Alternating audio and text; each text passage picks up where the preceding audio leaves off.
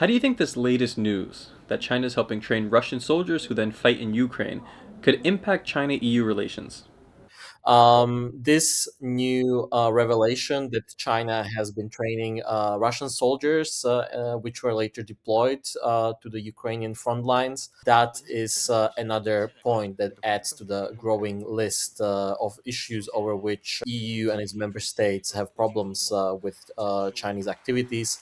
This will be particularly worrisome for those members of the EU that are located on the eastern side of it, especially the Baltic states, Poland, which already since the very beginning of the Russian aggression have been signaling to China that their relationship with China is going to be impacted if China continues to provide various forms of support to Russia. Many EU member states are already calling for EU taking a tougher stance of China with regards to the trade issues, as we can expect that there will also be calls for stronger political stance on China. We can expect also a new wave of sanctions on Chinese companies and other actors that are involved in this training. This report comes out as there's been increasing engagement between Taiwan and Central and Eastern European countries on security issues like drones. Do you think that these two processes are related at all?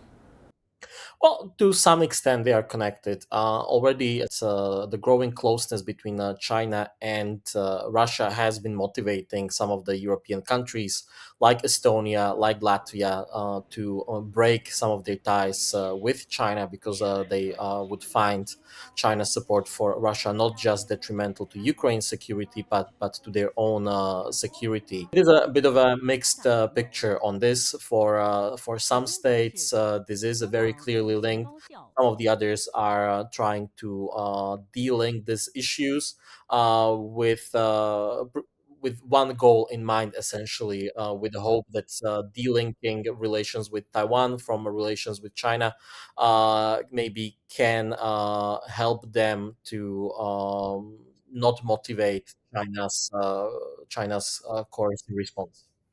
Do you anticipate any changes to the EU or perhaps individual member states to cross-strait policy?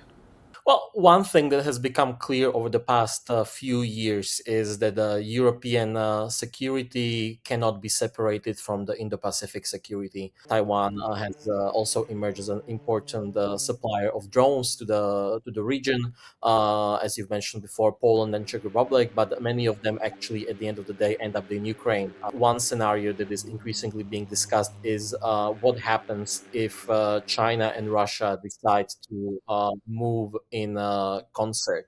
While China escalates in the Taiwan Strait, Russia could be escalating on the European front, which would make this into a two-front contingency, and that much more difficult for the other side, the Europeans, the Taiwanese, Japanese, Americans, to cooperate